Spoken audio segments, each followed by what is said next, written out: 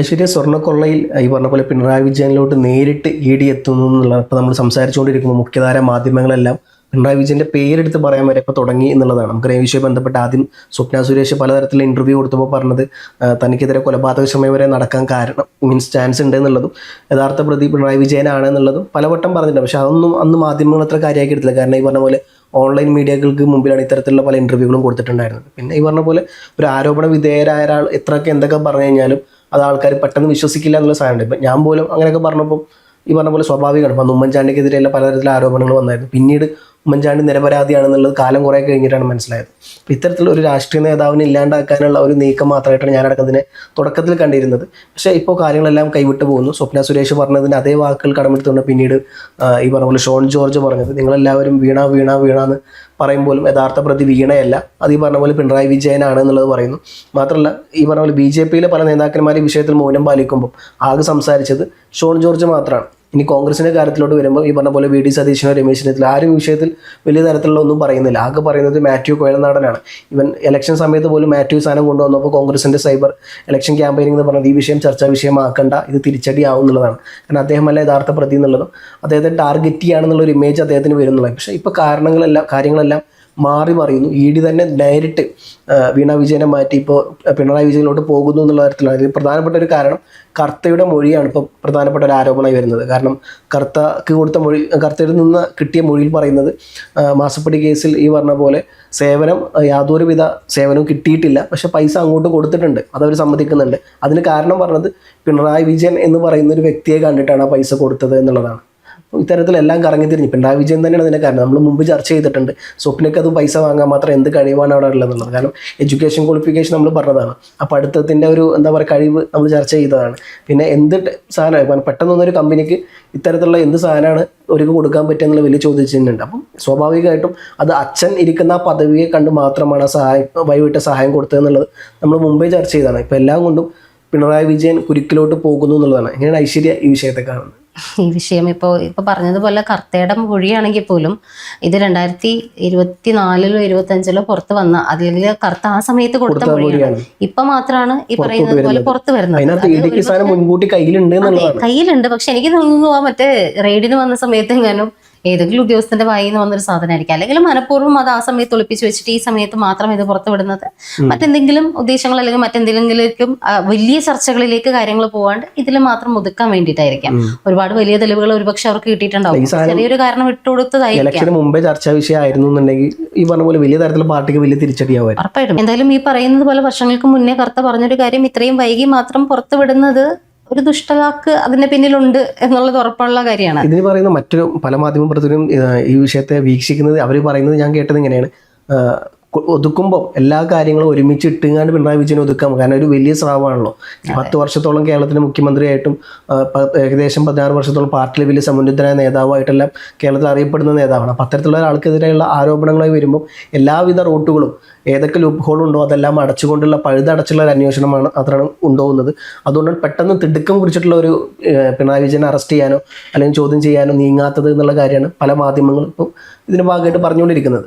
ഇത് ഉറപ്പായിട്ടും ഒറ്റ വാചകത്തിൽ തന്നെ ഇത് സംഭവം മനസ്സിലാവുന്നതാണ്. ഇപ്പോൾ എല്ലാം കൂടി കൊണ്ടുവന്നിട്ട് ഒരുമിച്ച് പുറത്ത് വിടാമെന്ന് പറയുന്നതിനപ്പുറത്തേക്ക് എനിക്ക് തോന്നുന്നു ഇതിലും വലിയ എന്തൊക്കെയോ സാധനങ്ങൾ കയ്യിലുണ്ടാവാം. ചെറുതായിട്ട് പൊട്ടിച്ച് അതിൻ്റെ ഒരു തീവ്രത കുറച്ചുകൊണ്ടിരിക്കുകയാണ്. വലിയ സാധനങ്ങളിലേക്ക് അന്വേഷണം പോകാണ്ടിരിക്കാൻ വേണ്ടിയിട്ട്, അല്ലെങ്കിൽ മാധ്യമങ്ങളിലേക്ക് വരാണ്ടിരിക്കാൻ വേണ്ടിയിട്ട് ഇപ്പോൾ നേരത്തെ കൊണ്ടുവന്നൊരു സാധനം പുറത്ത് വിടുന്ന പോലെ തോന്നുന്നുള്ളൂ. പിന്നെ സ്വപ്ന സുരേഷ് പറഞ്ഞതുപോലെ സ്വപ്ന സുരേഷിന്റെ വാചകങ്ങൾ ഓരോന്നോരോന്ന് സത്യമായിട്ടുകൊണ്ടിരിക്കുകയാണ്.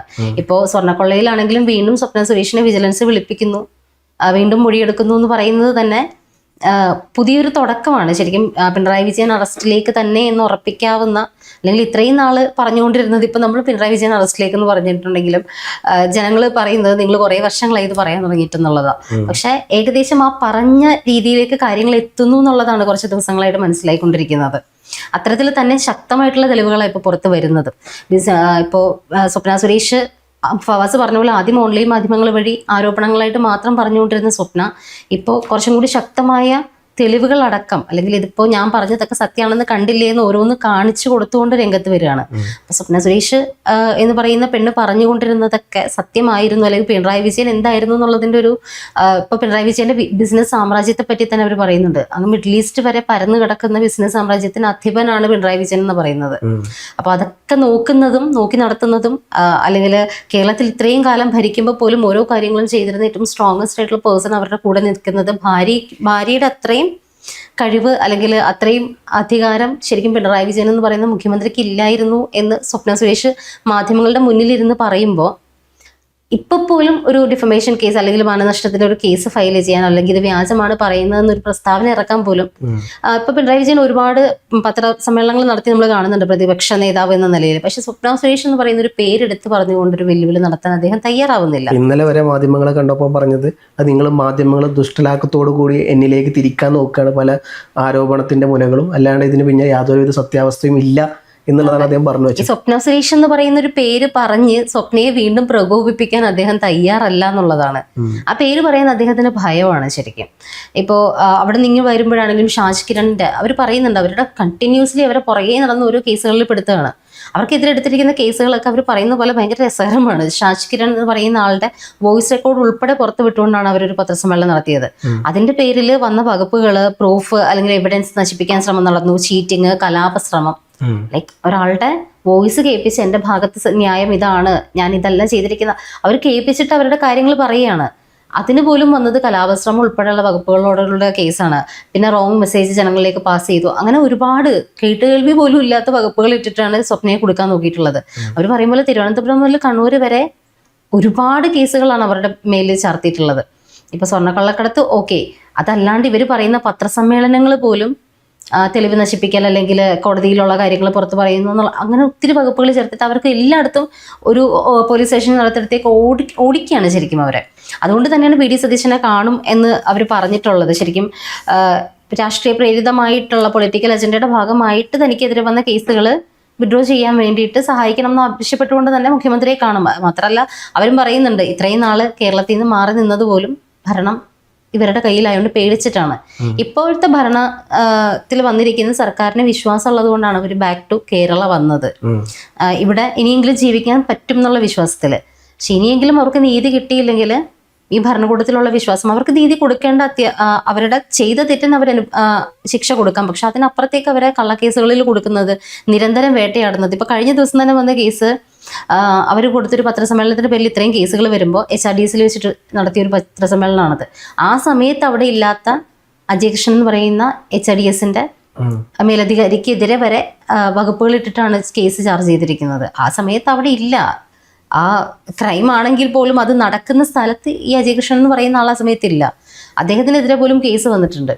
പിന്നെ ആകെ മാനനഷ്ടത്തിന് കേസ് കൊടുക്കാൻ സമ്മതിച്ചിട്ടുള്ള ഒരേ ഒരാള് MV ഗോവിന്ദനാണ്.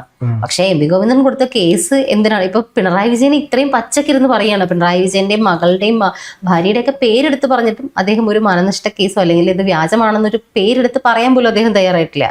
ആകെ ഇവരുടെ കൂട്ടത്തിൽ നിന്ന് അടി കിട്ടിയവരിൽ അല്ലെങ്കിൽ ഒരുപാട് പേരുടെ രാത്രി ചാറ്റുകളെ പറ്റിയിട്ടും അല്ലെങ്കിൽ എങ്ങനെ സ്വപ്നയോട് അപ്രോച്ച് ചെയ്തു എന്നൊക്കെ ഒരുപാട് പേരുടെ പേരുകൾ ഇവർ പുറത്ത് വിട്ടിട്ടുണ്ട്. അതിൽ നമ്മുടെ മന്ത്രിമാരും മുൻ മന്ത്രിമാരും ഉൾപ്പെടെ ഉണ്ടായിരുന്നു. അവരാരും ഇങ്ങനെ സ്വപ്ന ഞാനിങ്ങനെ പറഞ്ഞിട്ടില്ല എന്ന് പറഞ്ഞ് സ്വപ്ന സുരേഷ് എന്ന് പറഞ്ഞ പേര് പോലും വേണ്ടിയിട്ടില്ല. MV ഗോവിന്ദൻ മാത്രമാണ് മാനനഷ്ടത്തിന് കേസ് കൊടുത്തിരിക്കുന്നത്. പക്ഷെ അതാണെങ്കിൽ ഷാജ് കിരൺ എന്ന് പറയുന്ന ആൾ അവിടെ വന്നിട്ട് MV ഗോവിന്ദൻ പറഞ്ഞിട്ടാണ് വന്നത് എന്ന് പറഞ്ഞിട്ടാണ് ഷാജ് കിരണിന്റെ വോയിസ് അവർ പുറത്തു വിടുന്നത്. പക്ഷെ അതിന്റെ ബേസിസിൽ എങ്ങനെയാണ് ഗോവിന്ദന് സ്വപ്നയ്ക്കെതിരെ മാനനഷ്ടം കൊടുക്കാൻ പറ്റുന്നത് എന്നുള്ളത് അറിയില്ല. ആകെ ഒരു കേസ് എന്തായാലും CPMന്റെ ഭാഗത്തു നിന്ന് വന്നിട്ടുള്ളത് ഇത് മാത്രമാണ്. എന്തായാലും ഫവാസ് പറഞ്ഞതുപോലെ ഇപ്പോൾ സ്വപ്ന സുരേഷ് പറഞ്ഞതുപോലെ ഷോൺ ജോർജ് പറഞ്ഞതുപോലെ വീണ എന്ന് അലറിക്കൊണ്ടിരുന്നവരൊക്കെ പിണറായി വിജയൻ എന്ന് പറയുന്ന ഒറിജിനൽ പേരിലേക്ക് തിരിച്ചു വരികയാണ്. ഇപ്പോൾ ചികിത്സാർത്ഥം പോയിക്കൊണ്ടിരുന്ന അമേരിക്കൻ യാത്രകളൊക്കെ തിരിച്ച് ഇന്ത്യയിലേക്ക് അല്ലെങ്കിൽ കേരളത്തിലേക്ക് ഫ്ലൈറ്റ് ഇല്ലാത്തതുപോലെ ഈ ഫ്ലൈറ്റുകളൊക്കെ പിണറായി പോകുന്നത് മാത്രം തിരിച്ച് മിഡിൽ ഈസ്റ്റ് ചെന്നിട്ട് കണക്റ്റഡ് ഫ്ലൈറ്റിൽ മാത്രം ഇങ്ങോട്ട് വരുന്നൊരു ശീലം ഉണ്ടായിരുന്നല്ലോ. അതൊക്കെ ഈ ബിസിനസ് ആവശ്യങ്ങൾക്ക് വേണ്ടിയിട്ടാണെന്ന് സ്വപ്ന സുരേഷ് പറയുന്നത് വിശ്വസിക്കാണ്ടിരിക്കാനൊരു കാരണം നമുക്കില്ല. ഈ പറയുന്ന അദ്ദേഹമാണെങ്കിലും പിണറായി വിജയനാണെങ്കിലും സ്വപ്ന പറയുന്നത് തെറ്റാണ്, ഞാൻ ഇന്ന കാര്യത്തിനാണ് പോയതെന്ന് വിശദീകരിക്കാൻ അദ്ദേഹത്തിനും പറ്റുന്നില്ല. എല്ലാം മാധ്യമ സൃഷ്ടി എന്ന് പറയാൻ പറ്റുന്നുണ്ട്. പക്ഷെ പേരെടുത്ത് പറഞ്ഞുകൊണ്ട് തിരിച്ചൊന്ന് ഒപ്പോസ് ചെയ്യാൻ പറ്റാത്തിടത്തോളം കാലം സ്വപ്നയെ വിശ്വസിക്കുക മാത്രമേ നമുക്ക് തരുള്ളൂ.